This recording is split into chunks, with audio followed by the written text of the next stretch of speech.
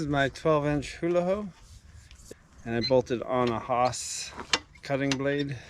So you buy this whole mechanism here, and then there are replaceable blades for much less money. The whole piece together is a little bit more expensive.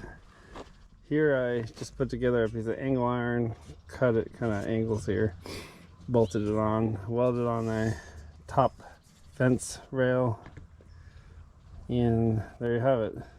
It is a bit heavy. It does take some muscle to work because it's so big, but it works good.